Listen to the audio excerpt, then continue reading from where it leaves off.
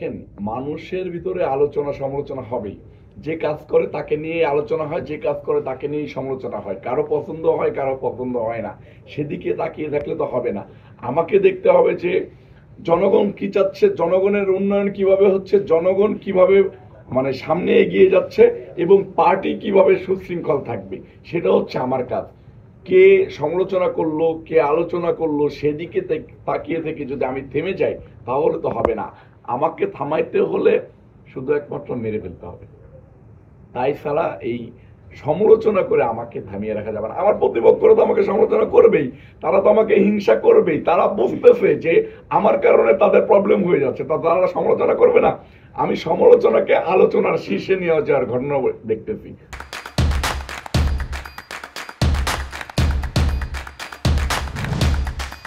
দায়িত্বে আছে ঢাকা মহানগর দক্ষিণ যুব দলের সদস্য ছিল। আমাকে পার্টি কাজ দিয়েছেন দলকে সুসংগঠিত করা এবং দলকে এগিয়ে নিয়ে যাওয়া। দলের মানুষ যাতে সুশৃঙ্খল থাকে, আমাদের সংগঠনের নেতাকর্মীরা যাতে সুশৃঙ্খল থাকে এবং যে কর্মসূচি আসে সেই কর্মসূচি যাতে বাস্তবায়ন হয়, সেইটার ধারাবাহিকতায় এটাই হচ্ছে আমার কাজ। এটা মনিটরিং করা, মানুষকে উজ্জীবিত রাখা, দলকে সাপোর্ট দেওয়া, দল যাতে সুসংগঠিত হয়ে একটা ভালো প্রেজেন্টেশন হয়, সেটাই হচ্ছে আমার কাজ।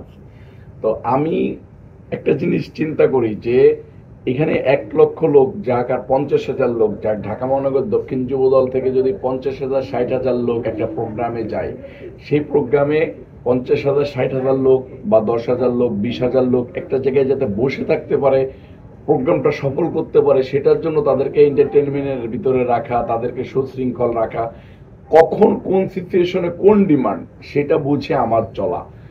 আমি যদি এদেরকে স্লোগানের ভিতরে উদ্বুদ্ধ রাখতে পারি তাহলে এরা বাহিরে চা খাইতে যাবে না, পানি খাইতে যাবে না, বাইরে হাঁটাহাঁটি করতে যাবে না, ঘুরতে যাবে না।